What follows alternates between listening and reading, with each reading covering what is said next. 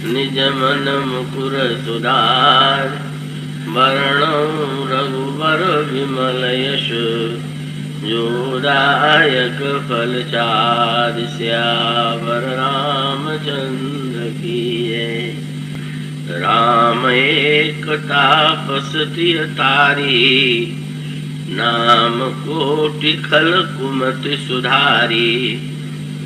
ऋषि हित राम सुखेत सुता की, सहित सेन सुत कीन विवाह की। सहित दास दुख दोष दुरासा, दलई नाम जिमि रवि निसिनासा। भंजेउ राम आप भव चापू, भव भय भंजन नाम प्रतापू। दंडक बन प्रभु कीन सुहामन, जन मन अमित नाम किय पावन। निशिचर निकर दले रघुनंदन, नाम सकल कलि कलुष निकंदन। सबरी गीध सुसेवकनि, सुगति दीन रघुनाथ। नाम उदारे अमित खल वेद विदित गुण गाथ।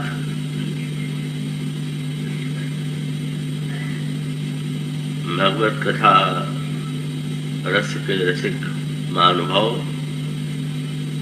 और भक्तिमती देवियों, आइए अब कुछ समय के लिए एकाग्र और शांत चित्त से नाम रामायण के स्वरूप पर एक दृष्टि डालने की चेष्टा करें। इन पंक्तियों में गोस्वामी जी ने भगवान श्री राम ने अवतार लेकर के जो लीलाएं संपन्न की, वे तुलना करते हुए कहते हैं कि त्रेता युग में भगवान श्री राम के द्वारा जो लीलाएं की गई, वह आज भी साधकों के जीवन में, साधकों के हृदय में भगवान के नाम के द्वारा संपन्न होती। इसमें उन्होंने नाम रामायण का श्री गणेश सबसे पहले अहिल्या के उद्धार से किया। अहिल्या उद्धार को गोस्वामी जी ने अत्यधिक महत्व दिया है और अहिल्या उद्धार के प्रसंग को यदि ध्यान से समझने की चेष्टा करें तो प्रसंग ज्ञान भक्ति कर्म और दैन्य सभी दृष्टियों से अनोखा है। अहिल्या की संक्षिप्त कथा से आप सब लोग परिचित हैं, पर भिन्न भिन्न दृष्टियों से उस पर थोड़ा विचार करने की चेष्टा करें। मैं आपसे पुनः एकाग्र रहने का अनुरोध करूंगा।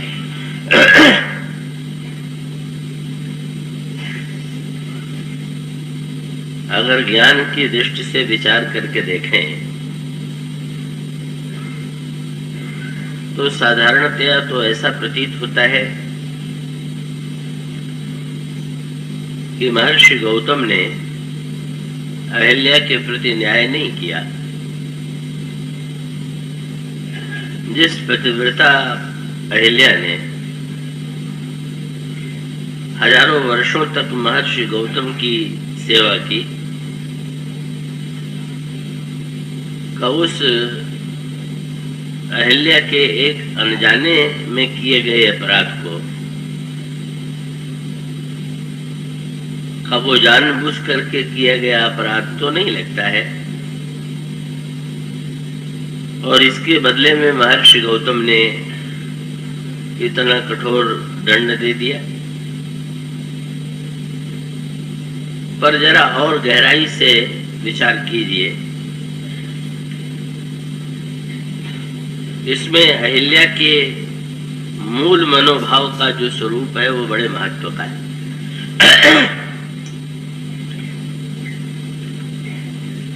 का अहिल्या के समक्ष देवराज इंद्र महर्षि गौतम के रूप में आते हैं और अहिल्या इंद्र को नहीं पहचान पाती, पर न पहचान पाने में स्वयं बड़ा अटपटा ये संकेत है कि एक पतिव्रता के समक्ष, पतिव्रताओं में तो अनोखी शक्ति का उदय होता है, और इतनी महान पतिव्रता के सामने का इंद्र यदि गौतम का वेश बना करके आया तो अहिल्या क्यों नहीं पहचान पाती?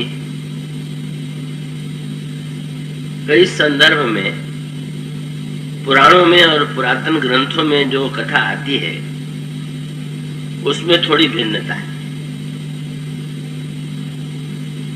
किन्हीं प्रसंगों में कहीं तो ये कहा गया है कि इंद्र को अहिल्या पहचान नहीं पाई, पर कहीं कहीं यह भी लिखा हुआ है कि वस्तुतः उसने देख करके भी अनदेखा किया। तो दोनों बातें तो एक दूसरे की विरोधी है। का ये अपराध जान करके किया गया कि अनजाने में किया गया, इसमें तो बिल्कुल आकाश पाताल का अंतर है। पर इसके अगर अंतरंग अर्थ पर दृष्टि डालिए, कल जो कथा कही गई थी तो उससे आप मिला करके विचार करें कि हमारी बुद्धि को जब धोखा होता है, अहिल्या ही बुद्धि है, तो एक प्रश्न किया जा सकता है कि बुद्धि को धोखा होता है कि बुद्धि जानबूझ करके धोखा खाती। का एक बड़ा गंभीर सूत्र दिया गया है श्री रामचरितमानस में इसके लिए कि देखने के लिए जो नेत्र चाहिए, का बहिरंग दृष्टि से भी व्यक्ति को दो नेत्र मिले हुए, और आध्यात्मिक भाषा में भी ये कहा गया कि दो नेत्रों की आवश्यकता है, और वो दो नेत्र हैं ज्ञान विराग नयन उर्गारी। ज्ञान और वैराग्य ही दो नेत्र हैं। इसमें बड़े महत्व का सूत्र ये है कि अगर केवल ज्ञान की दृष्टि हो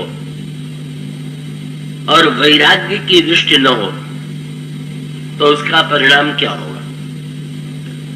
ज्ञान की दृष्टि तो समझ में आती है, तो ज्ञान का कार्य है, ज्ञान की दृष्टि का कार्य यही है कि जो वस्तु जैसी है वैसी दिखाई दे जाए। लेकिन अगर ज्ञान के होते हुए भी व्यक्ति के अंतःकरण में वैराग्य नहीं होगा, राग होगा, तो इसमें कोई संदेह नहीं कि वो व्यक्ति जो है तो ज्ञान पूर्वक वस्तु को जान करके भी उसका त्याग नहीं कर पावेगा, क्योंकि उसके अंतर मन में कब मान लीजिए वो ये जानता भी हो कि विषय बुरे, और प्रत्येक अगर व्यक्ति विचार करता है तो उसको ऐसा प्रतीत होता है कि विषय जो है उनमें बड़ी बुराई है, पर उस विषय की बुराई को देख पाने के बाद भी व्यक्ति उन्हें छोड़ क्यों नहीं पा रहा? और इसका अर्थ है कि व्यक्ति के अंतर मन में ज्ञान होते हुए भी वस्तुतः वैराग्य नहीं। ऐसा अनेक प्रसंगों में होता है। रोगी को ये पता होता है कि ये वस्तु नहीं खानी चाहिए, लेकिन जानते हुए भी रोगी उन वस्तुओं को खाता है। तो जानने के बाद खाता है, इसका अर्थ यही है कि कमी जानने में नहीं है, कि कमी वस्तुतः यही है कि जान करके भी वो राग और आसक्ति से अलग नहीं हो पाया। इसलिए जीवन में केवल जानना ही बहुत नहीं है, का जानने के साथ साथ हमारे अंतर मन में अगर हम जान लें कि ये सद है और ये असद है, ये अच्छा है और ये बुरा है, तो उसको जानने के बाद जानने का फल तो यही है कि हम अच्छे को ग्रहण कर सकें और बुरे का परित्याग कर सकें, सत का ग्रहण करें और असत का त्याग करें। लेकिन बहुधा कई व्यक्ति तो ऐसे होते हैं कि जिनमें न ज्ञान होता है न वैराग्य होता है। वो तो दोनों ही दृष्टियों संदेह, पर ऐसे भी व्यक्ति होते हैं कि जिनके जीवन में ज्ञान तो होता है, पर ज्ञान होते हुए भी वैराग्य उनमें नहीं होता। और इसका एक बड़ा सुंदर दृष्टांत है शुक्राचार्य जी का। देव गुरु बृहस्पति और दैत्य गुरु शुक्राचार्य दोनों ही महान ज्ञानवान और बुद्धिमान, पर दोनों की वृत्ति में कुछ अंतर, और यही अंतर उन्हें देवत्व से और दैत्यत्व से जोड़े हुए। शुक्राचार्य इतने ज्ञानवान होते हुए भी, शास्त्रों के पंडित होते हुए भी, मृत संजीवनी विद्या का भी उनको ज्ञान था। बल्कि इस विषय में तो बृहस्पति जी पिछड़े हुए थे।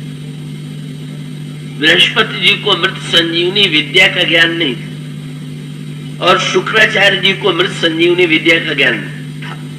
लेकिन सोचिए क्या कि भाई मृत संजीवनी विद्या का ज्ञान तो बहुत अच्छा है, पर उसका उपयोग शुक्राचार्य जी क्या करते हैं कि जब देवता और दैत्यों में युद्ध होता है और दैत्य मरते हैं तो उनको जीवित करने के लिए मृत संजीवनी विद्या का प्रयोग करते हैं। इससे बढ़कर के विडंबना क्या होगी कि व्यक्ति जो है अपनी मृत संजीवनी विद्या के द्वारा दुर्गुणों को जीवित करे और सद्गुणों को मिटने दे। देवत्व जो है वो सद्गुण का प्रतीक है और दैत्यत्व जो है वो दुर्गुण का। सद्गुण सुरगुण अम्बादित से, और इसका अभिप्राय ये है कि ऐसा क्यों करते हैं, इसके पीछे उनकी क्या वृत्ति है। का शुक्राचार्य जी को तो मृत संजीवनी विद्या मृत संजीवनी का विद्या को सीखने के लिए पुराणों में कथा आती है कि कैसे उन्होंने अपने पुत्र कच्छ को शुक्राचार्य जी के पास भेजा।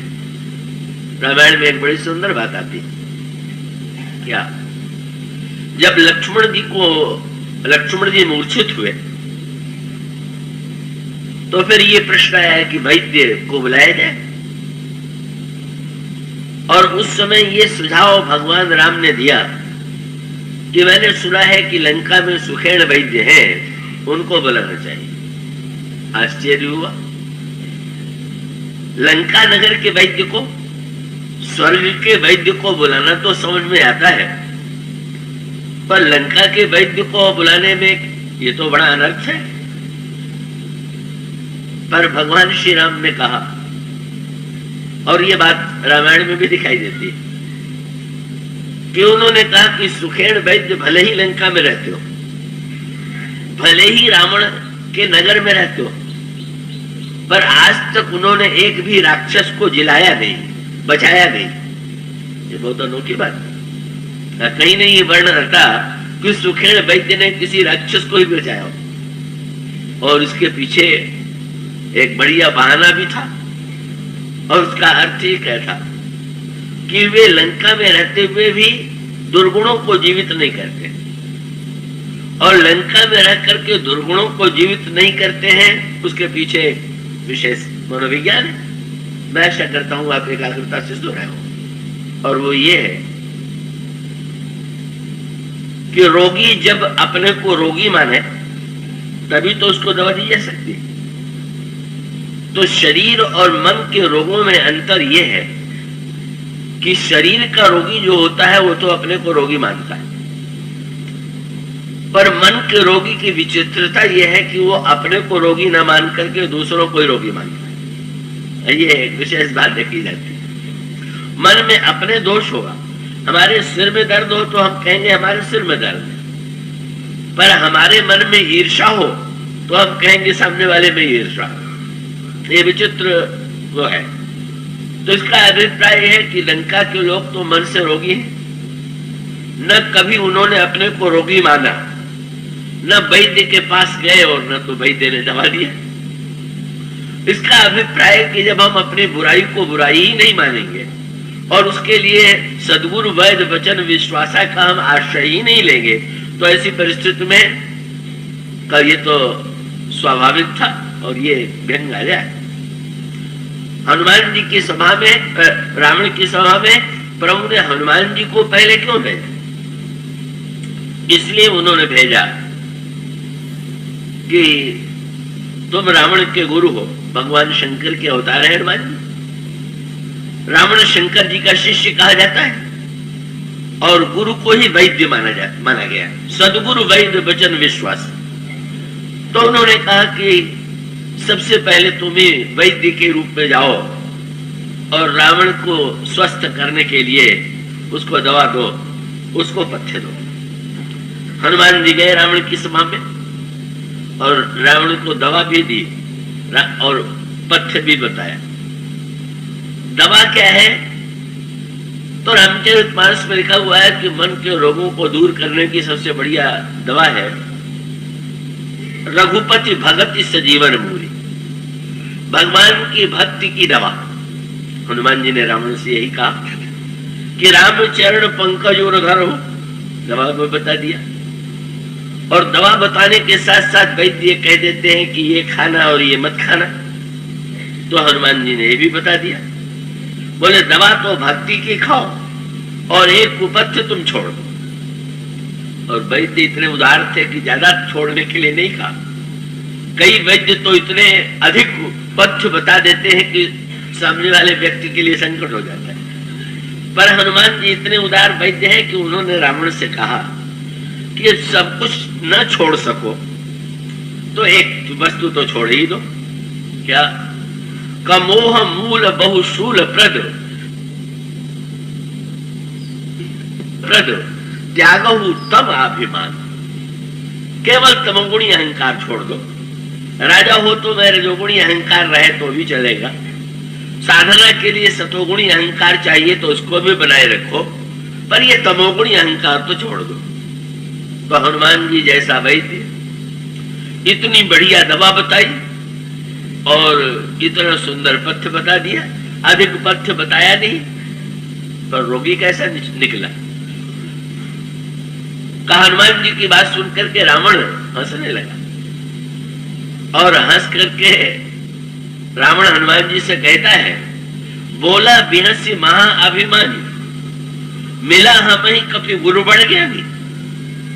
ओहो, तुम तो लगता है कि अपने आप को स्वयंभू गुरु मान बैठे हो और मुझे बंदर ही गुरु मिल रहा है।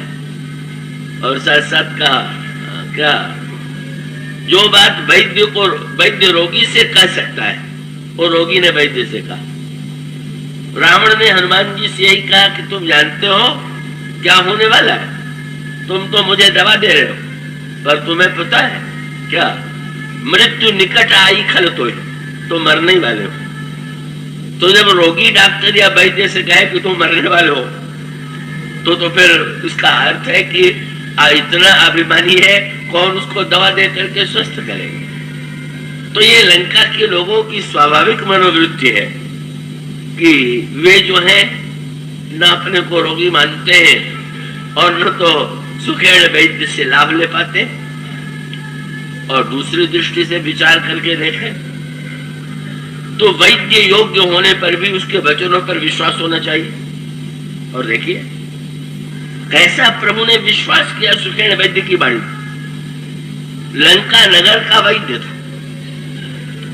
और जब उसने लक्ष्मण जी को देखा तब ये कह दिया कि दवा चाहिए, लेकिन दवा जो है सूर्योदय से पहले चाहिए, इतनी शर्त लगा दी। और जब पूछा गया दवा कहाँ मिलेगी तो कह दिया कि 60,000 योजन दूर द्रोणाचल पर्वत पर मिलेगी। आप कल्पना कीजिए प्रभु के स्थान पर कोई भी दूसरा राजनीतिज्ञ होता तो उसके मन में संदेह आ जाता कि ये टालने के लिए बहाना बना रहा। असंभव शर्तें कर दे रहा है, सूर्योदय का समय दे रहा है, दवा को इतनी दूर बता दे रहा है। ये जरूर का रावण से मिला हुआ रावण का वैद्य है, इसलिए स्वस्थ नहीं करना चाहते।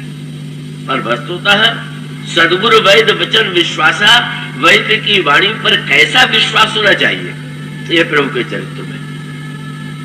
और प्रभु ने सचमुच हनुमान जी को दवा लाने के लिए भेजा, तो वहां पर वैद्य दवा, उसके वचनों पर विश्वास, और अंत में लक्ष्मण जी की चैतन्यता पर आप कल्पना कीजिए कि मेघनाथ कहीं युद्ध में मूर्छित हो गया होता, मूर्छित तो कई बार हुआ था, पर कभी सुखेण वैद्य नहीं बुलाए गए।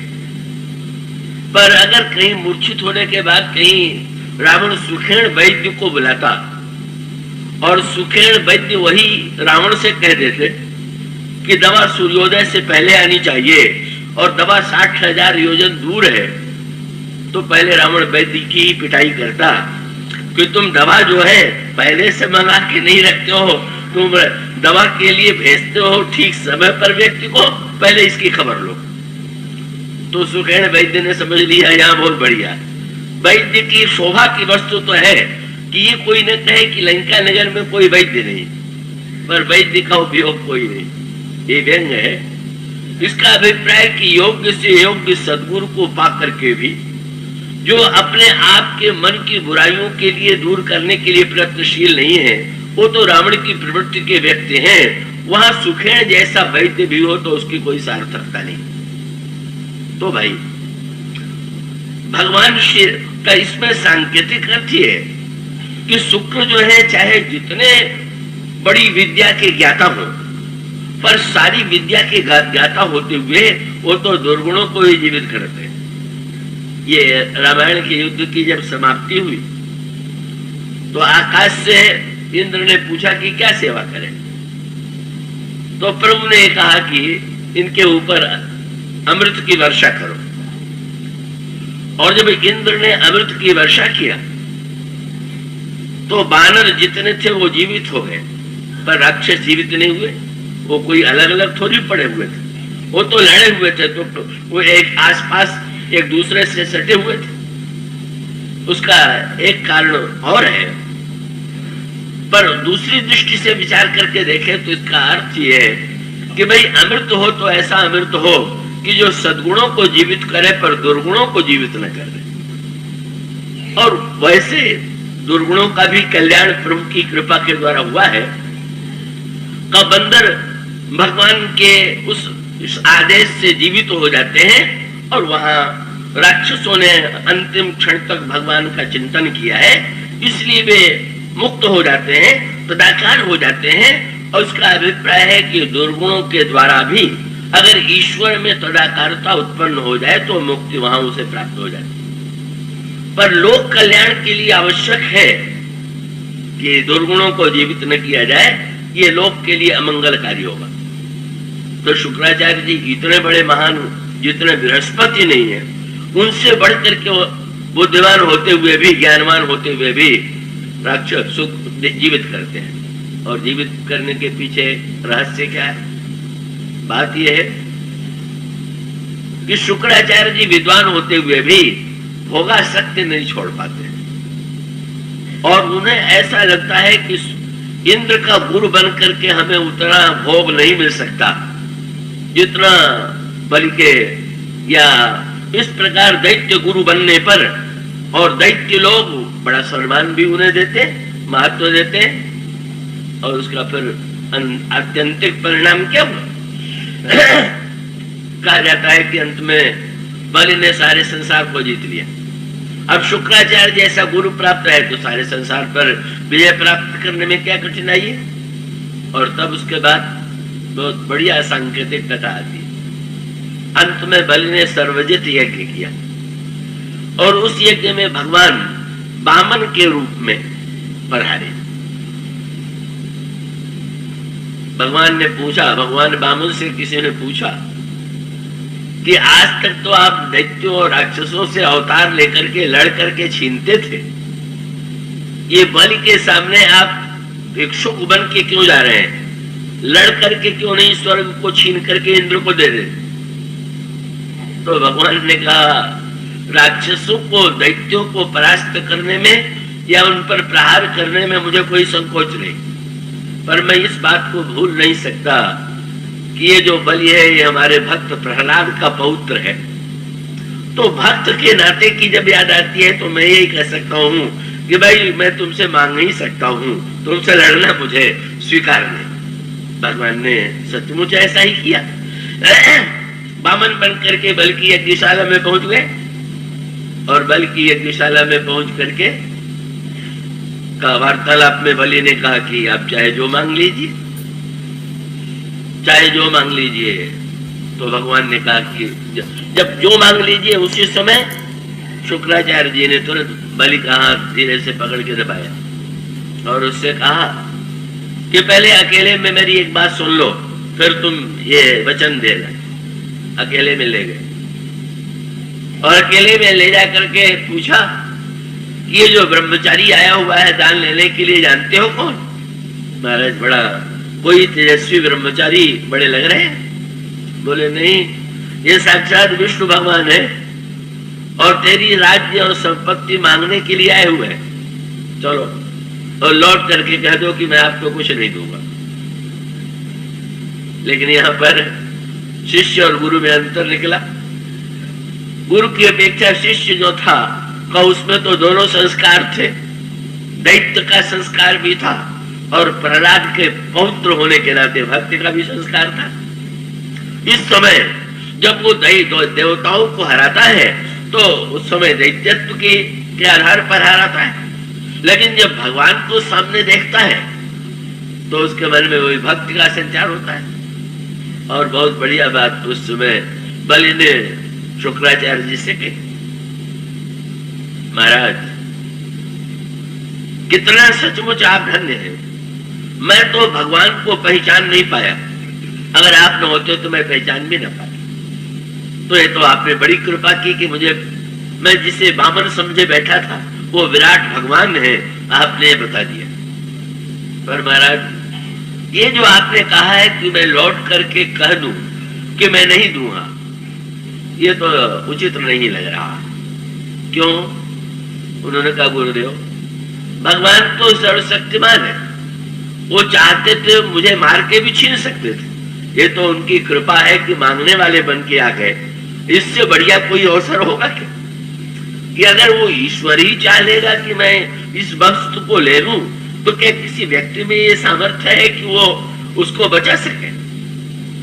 वही बात का नहीं, मैं जान गया ईश्वर अगर छीनने के लिए भी आया हुआ है, लेने के लिए भी आया हुआ है, तो अब नहीं, मैं नहीं करूंगा। इतना क्रोध आया शुक्राचार्य जी को, जैसे कभी कभी माँ बाप बच्चों पर झुंझला पड़ते हैं, झुंझला करके कह दिया गुरु की बात नहीं मानता, जा तेरी सारी संपत्ति नष्ट हो जाए। श्राप सुन करके शुक्राचार्य के मुंह से श्राप सुन करके बलि को हंसी आ गई। बोले गुरुदेव देख लीजिए, भगवान की इच्छा इतनी प्रबल है कि आप भी वही श्राप दे रहे हैं। आप आए थे बचाने के लिए और श्राप भी आप वही दे रहे हैं। तो अब तो यही सिद्ध हो गया कि भगवान के संकल्प को पूरा करने में ही कल्याण है। पर फिर भी ये भोगा शक्ति कितनी प्रबल होती है, होता भी है। तो माँ बाप बच्चों को डांट देते हैं जा मर जा, लेकिन अगर बच्चा जरा सा बीमार पड़ जाए तो थोड़ी शब्दों को पकड़े रह जाते हैं कि मैंने कहा कि मर जा, तब तो वो चिंता ही करेंगे कि कैसे अच्छा करें। क्रोध आया, श्राप दे दिया, लेकिन फिर भी ये चिंता हुई कि मेरे यजमान की संपत्ति न जाने पावे। यही है आसक्ति का, ऐसी आसक्ति है यजमान के प्रति।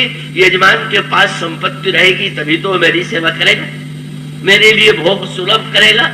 अगर यजमान ही दरिद्र हो गया, उसकी वस्तु चली गई, तो मेरी भोग इच्छा कौन पूरी करेगा? यही है भोगा शक्ति की प्रबलता जो शुक्राचार्य जी को दैत्य गुरु के रूप में प्रतिष्ठापित करे। और तब हुआ ये कि जब संकल्प बलि लेने लगा, तो संकल्प लेने के लिए जब बलि के हाथ में अक्षत दिया गया, पुष्प दिया गया, तो कमंडल से संकल्प लेते समय आपने देखा होगा आचार्य लोग जल भी डालते हैं और उसके बाद संकल्प बोला जाता है। जब वो जल वामन भगवान गिराने लगे तो जल ही नहीं गिर रहा, मुस्कुराए। शुक्राचार्य जी उस जल की, उस कमंडल की टोटी में बैठ गए थे कि न तो जल गिरेगा, न संकल्प बोला जाएगा, और न मेरे यजमान की संपत्ति जाएगी, यही लालसा है। और तब मुस्कुराए वामन भगवान, और वामन भगवान ने वही कुश बलि के हाथ से ले लिया। उपाय भी बड़ा सांकेतिक चुना, का बलि के हाथ से कुश ले लिया, और कुश लेकर के उसी के द्वारा, कुश बड़ा नुकीला होता है, आपने देखा होगा, उसी नुकीले कुश से जो उन्होंने छिद्र में प्रहार किया तो सीधे शुक्राचार्य जी की एक आंख में घुसा, और जो ही एक आंख फूटी निकल करके बाहर निकल आए, भगवान ने एक आंख फोड़ दिया। शुक्राचार्य जी ने बाद में भगवान को उलाहना दिया, महाराज आपने मेरी एक आंख क्या समझ के फोड़ दी? भगवान ने कहा कि आपकी ज्ञान वाली आंख जो थी वो तो बिल्कुल ठीक थी, क्योंकि बलि ने मुझे पहचाना नहीं था, आपने पहचान लिया। पर वैराग्य वाली आंख तो आपकी पहले से फूटी हुई थी, तभी तो आप ये पहचानने के बाद अपने शिष्य से ये कहना चाहिए कि तुम भगवान को सब सौंप दो, कि शिष्य से ये कहना चाहिए कि भगवान को कुछ मत दो। तो इसीलिए आप वस्तुतः केवल एकाक्ष है, पहले से एकाक्ष थे का अब तो शरीर से लोगों को दिखाई देने लगा कि आपके पास एक आंख है, पर अंतर जीवन में तो आप पहले से ही एकाक्ष। और साथ साथ शुक्राचार्य जी ने पूछा, फोड़ने के लिए आपने अपना कोई अस्त्र न लेकर के कुश क्यों लिया? तो एक कुश जो थे वो शुक्राचार्य जी ले आए थे, वही थे आचार्य, और उसी कुश को लेकर के फोड़ दिया।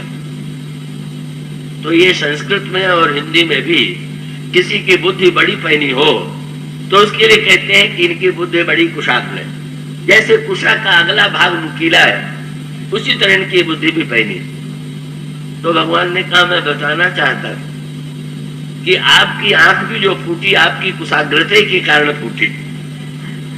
आपकी कुशा इतनी पैनी दृष्टि थी कि मुझे पहचान लिया, और उस पहचानने का आपने दुरुपयोग किया तो भी तो नहीं था। आपकी पैनी दृष्टि आपके लिए बड़ी महंगी पड़ी।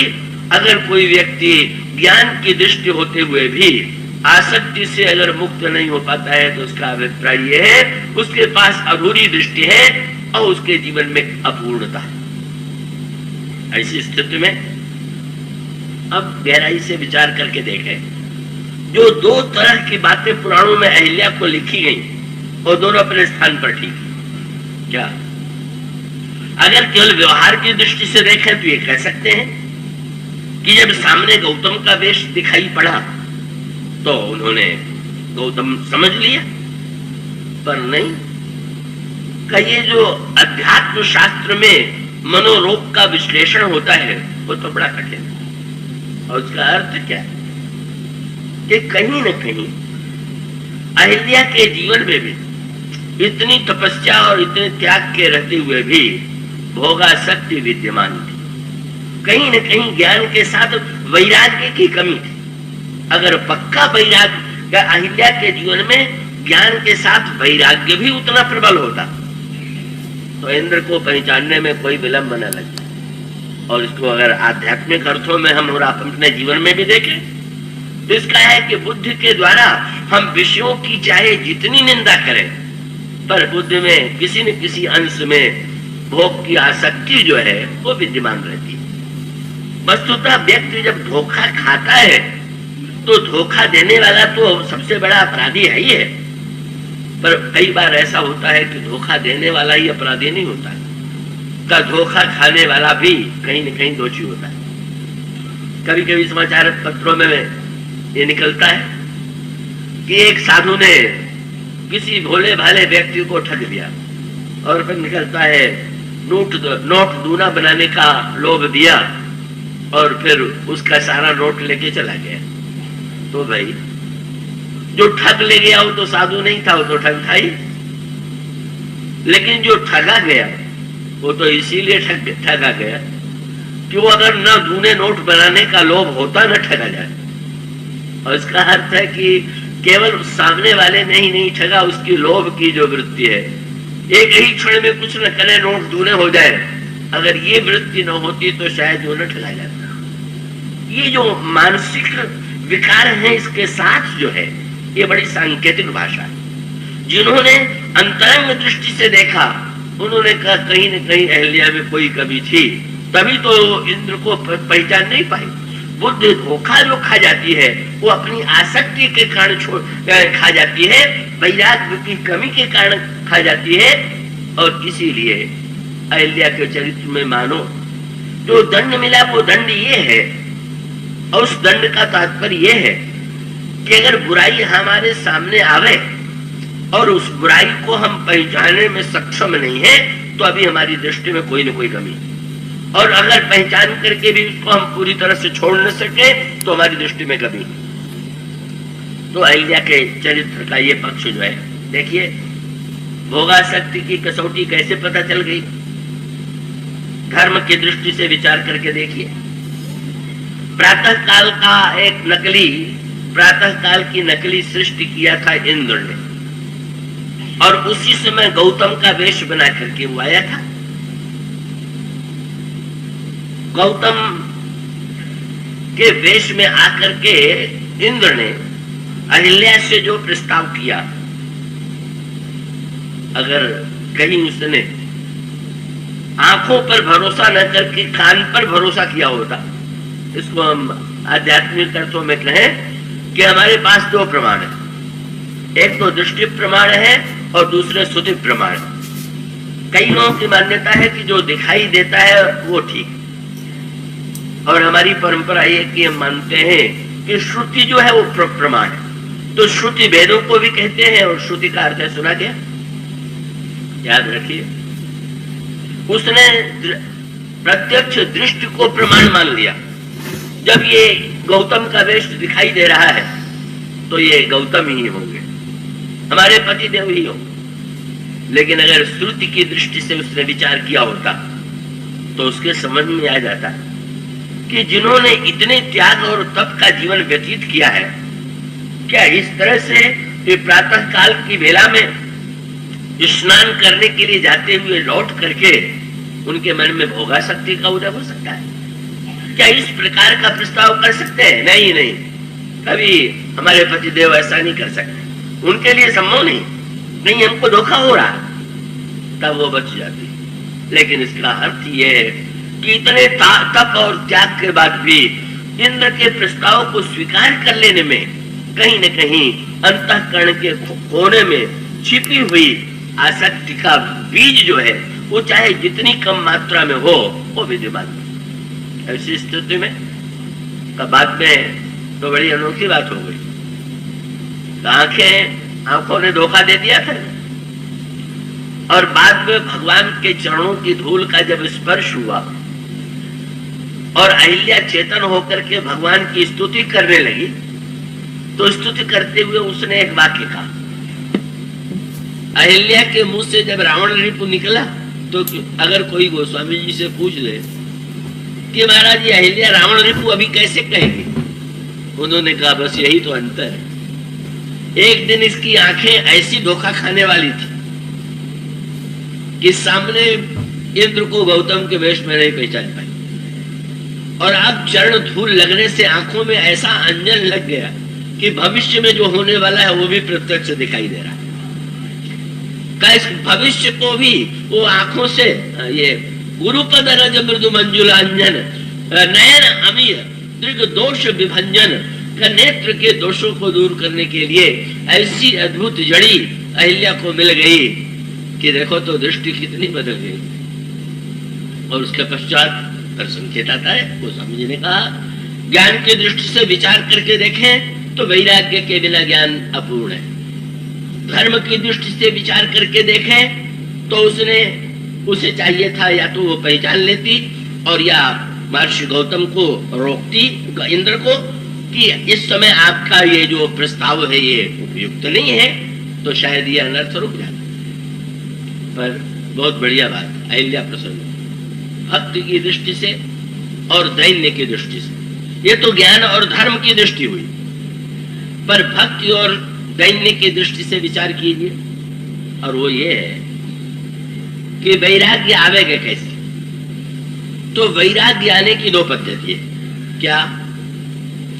या तो विषयों की अनित्यता का बोध हो जाए, अनित्यता का, उनके दोष का बोध हो जाए और विषय छूट जाए। तो एक तो विषयों से वैराग्य होने की पद्धति है, और या अगर कहीं अनुराग हो जाए तो अन्यत्र वैराग्य हुए बिना नहीं रहे। दोनों पद्धति, और दोनों पद्धतियों में ज्ञान की परंपरा यह है कि अनित्यता का बोध हो और विषयों से वैराग्य हो, और भक्त की परंपरा यह है कि भगवान के चरणों में अनुराग हो जाए तो संसार से वैराग्य जो है अपने आप हो जाए। दोनों ही अपने अलग अलग अधिकारियों की दृष्टि से दोनों ही मान्यताएं ठीक। तो अहिल्या में राग था, आसक्ति थी। भगवान के चरणों की रज को चाहने का अर्थ है यही भक्ति भावना। भक्त लोग भगवान का चरण जो है वो विशेष रूप से, सारे भक्तों की भीड़ जो है वो भगवान के अन्य अंगों पर उतनी नहीं एकत्र होती जैसी चरणों में एकत्र होती। आप रामायण भर में देखेंगे तो शायद ही किसी भक्त ने भगवान से चरणों को छोड़ करके और कुछ मांगा हो। बल्कि एक बहुत बढ़िया संस्कृत साहित्य में एक व्यक्ति आती है, आपने भगवान का वो चित्र देखा होगा, बाल मुकुंद का चित्र, जिसमें नन्हे से बालक के रूप में क्या भगवान अपना पैर का अंगूठा मुंह में चूस रहे हैं। आश्चर्य हुआ, ये भगवान अपने पैर का अंगूठा क्यों चूस रहे हैं? तो भक्तों ने यही कहा कि जब भगवान ने देखा कि सारे भक्त चरण ही मांग रहे तो उनको हुआ कि भाई इसमें कोई विशेष ही स्वाद होगा, तभी तो मांग रहे, तो जरा मैं भी स्वाद को लेकर के देखूं। कबिहाय पीयूष रसम मुनीश्वरा ममांग राजीव रसम पिबंतिकम। वस्तुतः ऐसा अद्भुत चरण है। और अहिल्या ने भगवान के चरण धूल से तो चैतन्य हुई, पर जाते जाते वो अनुराग और विराग की बात बहुत सांकेतिक भाषा में अहिल्या प्रसंग में सामने आ जाती है। अहिल्या प्रसंग का संकेत है पहली बात, अहिल्या की आंख कितनी बदल गई। देखिए, इस समय अहिल्या कह सकती थी भगवान से कि महाराज आप कितने दयालु और कितने उदार हैं, और हमारे प्रतिदेव इतनी सेवा करने पर भी वो इतने कठोर थे कि उन्होंने मेरी एक भूल को क्षमा नहीं किया। ऐसे कहने वाले अनगिनत व्यक्ति हैं जो दो व्यक्तियों में तुलना करते हैं और विशेष रूप से सामने वाले की प्रशंसा करते हैं और दूर वाले की आलोचना करते हैं। आप बड़े अच्छे हैं, वो तो ऐसा। ये कई अधिकांश लोगों का स्वभाव होता है। और कभी कभी अत्यंत निकट पति पत्नी का संबंध ऐसा है कि बहुधा पत्नियां पति पत्नियों की आलोचना करते देखे जाते हैं, तो पत्नियों को भी पति में न जाने कितने दोष दिखाई दे जाते। पर अहिल्या की वृत्ति कैसी है? अहिल्या ने एक क्षण के लिए भी ये नहीं कहा कि महर्षि हमारे पतिदेव तो बड़े क्रोधी थे, बल्कि शब्द क्या कहा, भगवान के चरण धूल का स्पर्श अहिल्या को मिला और हाथ जोड़ करके भगवान से पहले बोले, प्रभु आपके चरण से तो मैं धन्य हो ही गई, लेकिन इसके लिए मैं सबसे पहले उनका स्मरण करती हूँ। किसका? मुनि शाप जो दीना अति भल कीना परम अनुग्रह मैं माना। कितनी कृपा किया उन्होंने कि लोगों को दिखाई पड़ा कि उन्होंने क्रोध में आकर के मुझे शाप दे दिया, पर नहीं, देखिए तो क्रोध में अगर उन्होंने किया होता, नहीं, उन्होंने क्रोध में दिखाई तो दिया कि शाप दिया। लेकिन जब उन्होंने कहा कि श्री राम के चरणों की धूल से तुम्हारा उद्धार होगा, तो कैसा अनोखा वरदान दे दिया। प्रभु आपके चरणों को मैं पाना चाहती तो न जाने कितनी साधना करनी पड़ती, पर हमारे पतिदेव ने तो शाप दे करके ही वो चरण प्राप्त करा दिया। तो ऐसी परिस्थिति में तो मैं उनको धन्यवाद दिए बिना, उनका स्मरण किए बिना नहीं हूं। हाँ, दोनों पति पत्नी एक दूसरे के कृतज्ञ हो गए। जब अहिल्या का उद्धार हुआ तो गौतम जी आ गए कि भगवान राम पति पत्नी के बीच की दूरी को मिटाते हैं। और दूरी मिटाने के लिए, क्योंकि भगवान राम जा रहे हैं, इसी यात्रा में उनका विवाह होगा ना, तो अपना विवाह तो बहुत सभी लोग करते हैं, पर जो विवाह के बाद भी बिछुड़ गए हैं उनको मिलाने की भूमिका भगवान राम की है। देखिए, अहिल्या कहती है मैं धन्य हूं, महर्षि ने मुझे शाप दिया। और दूसरी ओर गौतम जब अयोध्या का तुरंत चैतन्य हुए तो गौतम जी स्वयं चल के आ गए, और गौतम जी अहिल्या को बड़े आदर से लेकर के चले। अहिल्या ने कहा, महाराज आपने बड़ी कृपा की, आपकी कृपा से मुझे भगवान का चरण मिला। महर्षि गौतम ने कहा, अहिल्या सत्य तो ये है कि देखो ना, मैं अगर चरण पाना चाहता तो प्रभु तो बड़े मर्यादा मरे हैं, मेरा जन्म ब्राह्मण वर्ण में हुआ है और वो क्षत्रिय वर्ण में आए हैं, तो अपना चरण कभी न देख। लेकिन तुमने पत्थर बन करके उनका चरण पा लिया, तो चलो पत्नी अर्धांगिनी होती है तो उसमें आधा अधिकार तो मेरा हो ही गया। ऐसी स्थिति में ये तो बहुत ही अच्छा हुआ कि तुम्हारे कारण मुझे भी भगवान के चरणों में भाग मिल गया। नहीं नहीं, अरे ये तो जो मुझे तपस्या से बाद में मिल रहा है तुम्हारी कृपा से, वो तुम्हें इस प्रकार मिल गया, तुम धन्य हो। परिणाम क्या होता है? अहिल्या का शब्द था, प्रभु का चरण मिल गया। तो प्रभु का चरण मिल जाने के बाद अहिल्या कहती है, मुनि शाप जो दीना अति भल कीना, परम अनुग्रह मैं माना। क्यों? देखूं भरी लोचन, मैंने आपका दर्शन किया। देखो भरी लोचन हरि भव मोचन, यह लाभ शंकर जाना। महाराज, अनोखी बात हो गई। क्या एक और भगवान शंकर आपका दर्शन करके धन्य होते हैं, और भगवान शंकर को कहा जाता है कि वो तो कामारी है। तो प्रभु कामारी बनकर के शंकर जी ने जिसे पाया, उसको मैंने कामग्रस्त होके पा लिया। मेरा तो जो कुछ पतन हुआ काम के कारण हुआ। तो महाराज, इससे बढ़कर के विचित्र व्यवस्था क्या होगी कि जो कामारी ने पाया वो कामी ने भी पा लिया। और उस समय अहिल्या ने देखा ध्यान से प्रभु की ओर, तो प्रभु कुछ संकोच में सिर झुकाए जो थे वो खड़े थे। संकोच क्यों? क्योंकि प्रभु की लीला में तो मर्यादा पग पग पर है। तो मैंने पत्रिका में गोस्वामी जी ने कहा है कि भगवान ने जब अहिल्या का उद्धार किया तो संकोच में गड़ गए। क्यों? गुरुदेव की आज्ञा से उन्होंने सिर पर चरण धूल दे तो दिया, लेकिन एक ही बात प्रभु के मन में बार बार आती है कि शिला साप संताप सुगति दई, परसत पावन पाम दई सुगति सुनी, सोन हरस ही चरण छुए को पछताओ।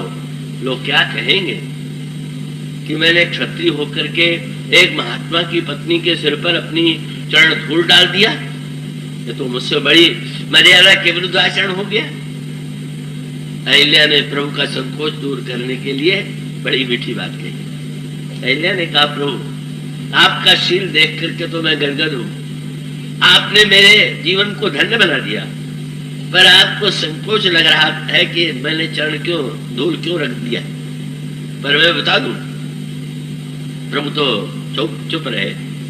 पर अहिल्या ने कहा, प्रभु आपने ये सोचा कि जब शंकर जी को जो फल मिला है वही अहिल्या को देना है, तो पहले अहिल्या को भी शंकर बना दे तब फल दे। तो बोले, शंकर जी के मस्तक पर गंगा की धारा थी, और ये गंगा की धारा आपके चरणों से ही निकली हुई है। सो आपने मेरे सिर पर अपना चरण रख करके गंगा की धारा, बोले तुम भी अब शिव हो गई, तो आपने तो शिव बनाने के लिए मुझे बोले जिन चरणों के द्वारा गंगा निकली है उन चरणों को ही आपने मेरे मस्तक पर रख करके यही लाभ शंकर जाना, यही पद सुर सरिता परम पुनीता प्रगट भई शिव शीश धरी, सोई पद पंकज मम उर धरो कृपालु हरि। का वही चरण कमल प्रभु ने मेरे सिर पर रख दिया। पर अब वही बात आई, क्या भक्त की मान्यता है कि वैराग्य के लिए भगवान के चरणों में राग हो जाना चाहिए। यहां ईश्वर के चरणों का राग हो गया। सांकेतिक अर्थ में यूं कहे कि भाई भंवरा जो है वो स्वभावतः रस का प्रेमी, रस के प्रति उसके मन में आकर्षण है और वो फूलों फूलों में भटक करके रस लेता रहता है। अब कितना भी किसी भंवरे के सामने भाषण दिया जाए कि फूल तो एक रस रहने वाला नहीं है, इसका रूप उड़ जाएगा, रंग उड़ जाएगा, झड़ जाएगा, कहां तुम भटक रहे हो, तो भंवरा के अपने स्वभाव को छोड़ पाओगे? लेकिन भंवरे को अगर कहीं ऐसा कोई बढ़िया पुष्प मिल जाए कि जिसके रस में ये कोई दोष न हो और उसको पीने लगे, तो फिर वह अन्यत्र भटकेगा ही नहीं। तो मन का स्वभाव भंवरे का, और वो संसार के विषयों का रस ढूंढ रहा। अगर उसको भगवान के चरण कमलों का रस मिल जाए तो उस रस का परिणाम होगा कि अन्यत्र नहीं भटकेगा। जिन मधुकर अंबुज रस चाखो तेहि करीले क्यों भावे, सूरदास प्रभु काम धेनु तज छेरी कौन दुहावे। अहिल्या ने भी एक कहा, बोले महाराज अब एक दवा मैं अब साथ ही लेकर के जाऊंगी। क्या? अहिल्या ने जो सूत्र दिया यही कहा कि प्रभु पद कमल परागा विनती प्रभु मोरी मैं मति भोरी। महाराज मेरी बुद्धि भोरी है, अगर भोरापन न होता, ना समझी न होती तो मैं कैसे धोखा खा जाती। लेकिन मैं ये भी कहूंगी कि मैं ये दावा नहीं कर सकती कि अब कभी धोखा नहीं खाऊंगी। बुद्धिमान व्यक्ति कई बार धोखा खाते हैं, एक बार के बाद भी दूसरी बार धोखा खाते हैं। तब महाराज एक काम कर दीजिए ना, विनती प्रभु मोरी मैं मति भोरी, नाथ न मांगू वर आना पद कमल परागा, रस अनुरागा मम मन मधुप करई पाना। मेरा मन जो भ्रमर है, वो हमारा मन का भ्रमर जो भटक गया था विषय रस लेने के लिए आपके चरण कमलों में, वो मन भ्रमर मंडराए और संसार से अपने आप वैराग्य हो जाए। अहिल्या नंद हो गई।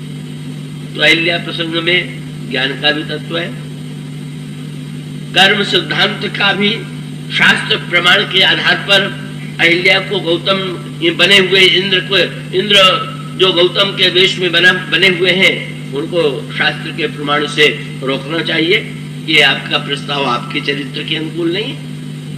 और भक्ति की दृष्टि से ये वस्तुतः भगवान के चरणों में अनुराग की है।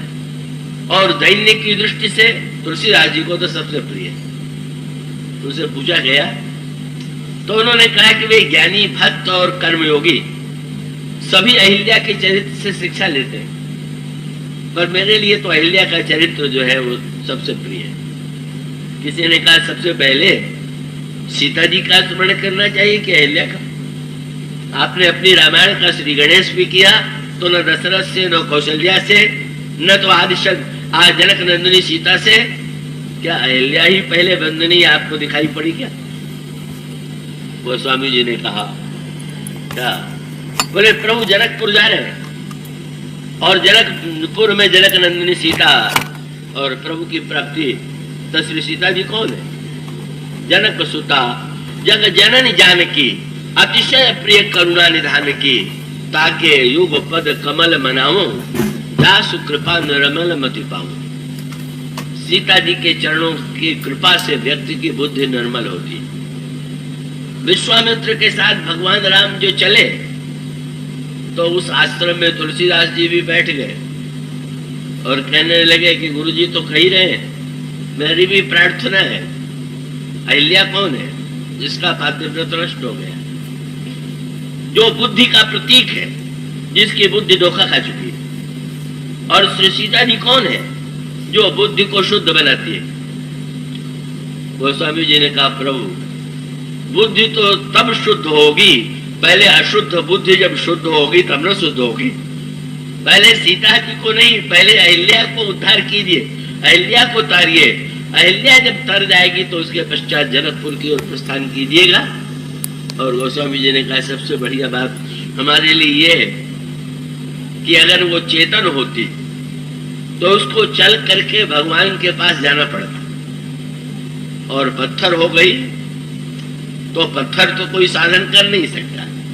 पत्थर क्या साधन करेगा? भगवान राम ने शबरी को उपदेश दिया तो शबरी को ये उपदेश दिया, प्रथम भक्ति संतन कर संगा, पहले संतों का संग करे, दूसरा रति मम कथा प्रसंगा, फिर मेरी कथा सुने, बोले गुरु पद पंकज सेवा, तीसरा भगति मान, गुरु के चरणों की सेवा करना। अब अहिल्या न तो सत्संग कर सकती, न अहिल्या भगवान की कथा सुन सकती, और न तो अहिल्या गुरु के चरणों की सेवा कर सकती। सो अहिल्या के बदले में ये साधन किसने किया? अहिल्या का प्रसंग कृपा का मुख्य प्रसंग है, और वो कृपा का प्रसंग इसलिए है कि अब अहिल्या का उद्धार कैसे हुआ था? उसमें तो एक भी भक्ति नहीं थी। भगवान ने कहा 9 माह जिनके एको होई, तो 9 में जब एक भी नहीं था तो उद्धार कैसे हुआ? बहुत मीठी बात है। क्या आप किसी को दान देना चाहें और वो पैर वाला हो तो उचित यह है कि आप चल करके जाएंगे और कहेंगे दान लीजिए। पर अगर कोई लंगड़ा हो, पैर से चलने में असमर्थ हो और देना चाहे तो आप उसको नहीं बुलावेंगे, स्वयं चल करके जाएंगे। तो गोस्वामी जी कहते हैं प्रभु जिनके पास साधन का पैर है उनको अपने पास बुलाइए, पर बेचारे साधन की दृष्टि से जो लंगड़े हैं उनके पास तो स्वयं ही है, आप साधना करके पहुंच जाइए। और यही हुआ। भगवान ने सोचा अहिल्या तो सत्संग कर नहीं सकी, तो स्वयं संत विश्वामित्र को ले लिया, चलो भाई तुमने सत्संग नहीं किया तो तुम्हारे बदले में सत्संग मैंने कर लिया। अहिल्या कथा नहीं सुन सकती तो भगवान गुरु जी से क्या कहने लगे? पूछा मुनि ही शिला प्रभु देखी, सकल कथा मुनि कही विषेकी।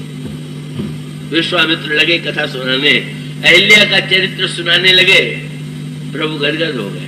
क्या बोले? मेरी कथा का जब इतना फल सुनने का कहा जाता है तो मैं जिसकी कथा सुनूंगा उसका भी तो कोई फल होगा। अगर अहिल्या मेरी कथा नहीं सुन सकती तो चलो मैं ही अहिल्या की कथा सुने ले रहा हूं, तो अहिल्या नहीं कर सकती। तो भगवान ने गुरु जी से पूछ दिया, गुरु जी क्या करें? और गुरुदेव ने कह दिया गौतम नारी शाप बसो, उपल देह धरि धीर, चरण कमल रज चाहती, कृपा करहु रघुबीर। महाराज ये गौतम की पत्नी चरण धूल चाहती है। भगवान ने 3 भक्ति अपनी ओर से किया, अहिल्या ने नहीं किया। फिर जब चौथी भक्ति वाली बात आई, जब अहिल्या चेतन हो गई तो फिर भगवान ने कहा चौथी तुम करो।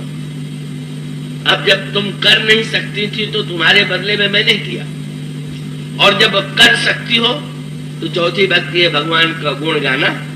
और अहिल्या ने तुरंत जो है चेतन होते ही प्रभु का गुण गाने लगी। अति निर्मल बानी स्तुति ठानी। वो स्वामी जी को लगता है अहिल्या का प्रसंग एक ऐसा महान प्रसंग है जो ज्ञानी को वैराग्य का संदेश देता है, धर्मात्मा को शास्त्र की महिमा की ओर संकेत करता है, भक्त को भगवान के चरणों की ओर ले जाता है, और जो दीनता से भरे हुए हैं उनके मन में निराश्रितता आने पर भगवान की प्राप्ति के लिए कृपा के मार्ग की ओर अंगित करता है। इसलिए तुलसीदास जी ने अपनी नाम रामायण का श्री गणेश जो किया वो किसी अन्य चरित्र से न करके अहिल्या के चरित्र से किया। और यही संदेश उन्होंने दिया कि अगर हमारे आपके जीवन में भी ये अहिल्या विद्यमान है, अहिल्या जैसी समस्या विद्यमान है, तो नाम भगवान के द्वारा ये इस अहिल्या का उद्धार हुए बिना नहीं रह सकता है। ये नाम का आश्रय यानी भक्त कर्मयोगी और शरणागत या दीन सबके लिए है। इसके बाद की चर्चा कल करेंगे। आज इतना ही। बोलिए श्याम।